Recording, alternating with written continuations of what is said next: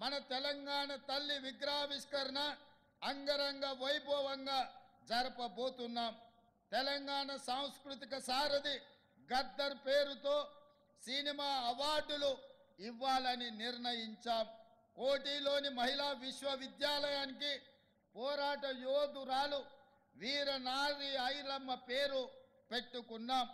ఇలా ప్రతి ఆలోచనలో తెలంగాణ సాంస్కృతిక పూర్వ వైభవం దిశగా సాగిపోతున్నాం.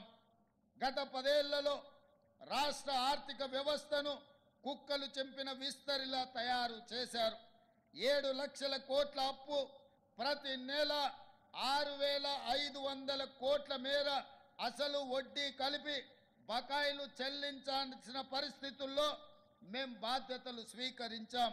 ప్రజలకు ఇచ్చిన మాట ప్రకారం 6 గ్యారెంటీలను అమలు చేయడం, ఆర్థిక వ్యవస్థను గాడిలో పెట్టడం ఒక సవాలుగా స్వీకరించాం. అప్పుల పునర్వ్యవస్థీకరణ ద్వారా పరిస్థితిని చక్కదిద్దేందుకు శాయశక్తులా ప్రయత్నిస్తున్నాం.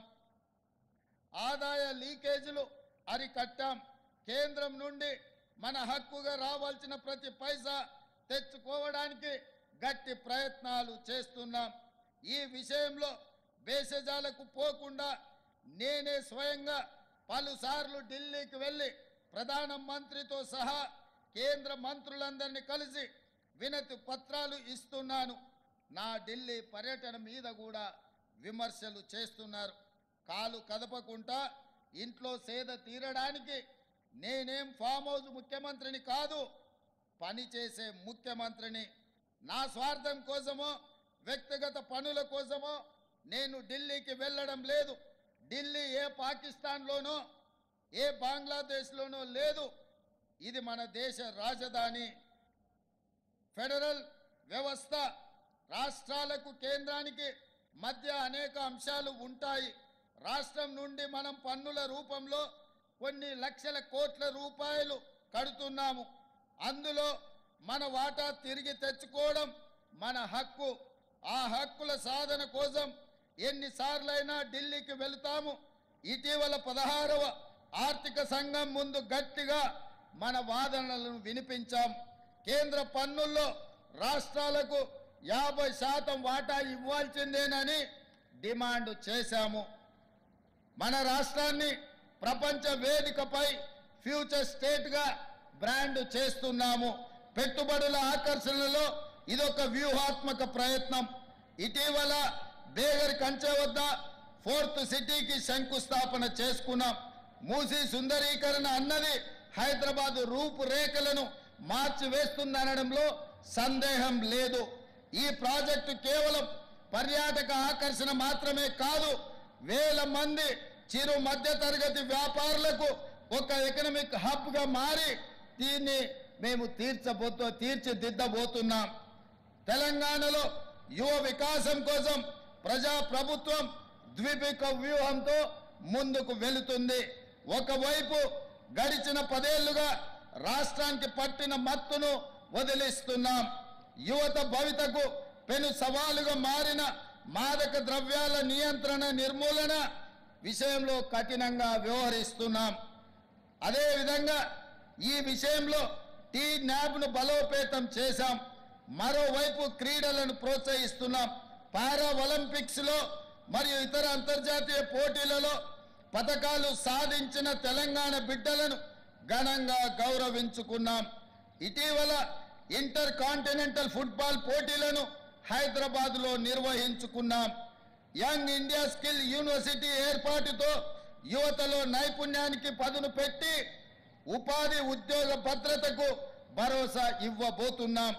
యంగ్ ఇండియా స్పోర్ట్స్ యూనివర్సిటీ ఏర్పాటు తెలంగాణ క్రీడా చరిత్రలో ఒక కీలక మలుపు కాబోతుంది. క్రీడలు సమాజ వికాసంలో కీలక పాత్ర పోషిస్తాయని మేం బలంగా విశ్వసిస్తున్నాం. తెలంగాణ ఫ్యూచర్ స్టేట్గా మాత్రమే కాదు, క్లీన్ స్టేట్గా ఉండాల్సిన అవసరం ఎంతో ఉంది. నేను గతంలో చెప్పినట్టు ఆర్థిక సాంస్కృతిక పునరుజ్జీవం మాత్రమే కాదు, పర్యావరణ పునరుజ్జీవనం కూడా జరగాల్సిన అవసరం ఉంది. అందుకే హైడ్రాను ఏర్పాటు చేశాం.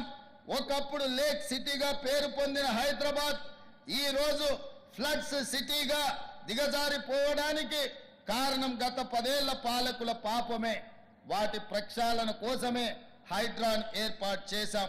చెరువులు నాలాలను కాపాడుకోకపోతే భవిష్యత్ తరాలు భారీ మూల్యం చెల్లించుకోవాల్సిన పరిస్థితి రాబోతుంది. ఇటీవల కేరళలో ప్రకృతి విలయ తాండవం మనం చూశాము. వేలాది ప్రాణాలు ప్రకృతి ప్రకోపానికి బలైపోయాయి. ఈ పరిస్థితి హైదరాబాద్కు రాకూడదు.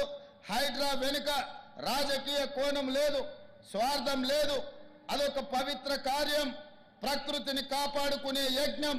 దీనికి ప్రతి ఒక్కరూ సహకరించాలి. కొందరు భూ మాఫియా వాళ్ళు పేదలను ముందు పెట్టి హైడ్రా లక్ష్యాన్ని నీరుగార్చే ప్రయత్నంలో ఉన్నారు. ఎన్ని అడ్డంకులు వచ్చినా హైడ్రా ఆగదు. హైదరాబాద్ భవిష్యత్తుకు హైడ్రా గ్యారంటీ ఇస్తుంది. ఇది నా భరోసా. ప్రజలను సహకరించాల్సిందిగా నేను కోరుకుంటున్నాను. ప్రజా సంక్షేమం విషయంలో కాంగ్రెస్కు మంచి ట్రాక్ రికార్డు ఉంది. ఎన్ని ఇబ్బందులు ఉన్నా, ఆర్థిక పరిస్థితి సహకరించకపోయినా సంక్షేమం విషయంలో మా రికార్డును మేమే తిరగరాస్తున్నాం. మిగులు బడ్జెట్తో రాష్ట్రాన్ని అప్పగిస్తే గత పాలకులు 10 ఏళ్ల కాలంలో కేవలం ₹1,00,000 వరకు రైతు రుణమాఫీ చేయలేకపోయారు. మేము అధికారంలోకి వచ్చిన 6 నెలల్లో ఏకకాలంలో ₹2 లక్షల రుణమాఫీ, దాదాపుగా 23 లక్షల రైతులకు రుణ విముక్తి కల్పించి వాళ్ళ కళ్ళల్లో ఆనందం చూసి వ్యవసాయం అంటే దండుగ కాదు, వ్యవసాయం అంటే పండుగ అని నిరూపించి ఈనాడు ప్రజా పాలనను ముందుకు తీసుకువెళ్తున్నాము. 6 నెలల వ్యవధిలో 18,000 కోట్ల రూపాయలు వాళ్ళ ఖాతాలో వేయడం జరిగింది. భారతదేశ చరిత్రలో ఎక్కడైనా ఈ గొప్ప చరిత్ర ఏ రాష్ట్రంలోనైనా జరిగిందా? ఇది రైతుల విషయంలో మా కమిట్మెంట్. మన ఆడబిడ్డలు 87 కోట్ల ఉచిత బస్సు ప్రయాణాలు లబ్ధి పొందారు.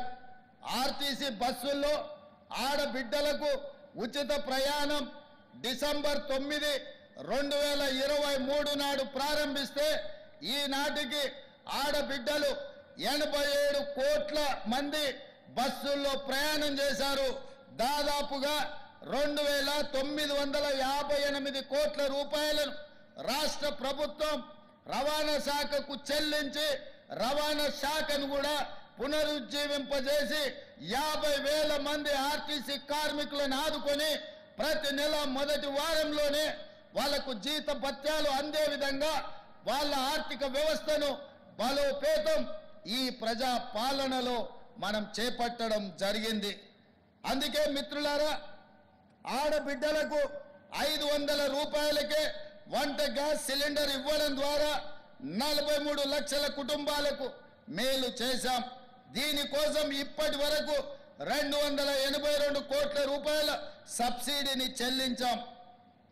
200 యూనిట్ల కంటే తక్కువ విద్యుత్ వినియోగం ఉన్న ఇళ్లకు గృహజ్యోతి పథకం ద్వారా ఉచిత విద్యుత్తు అందిస్తున్నాం.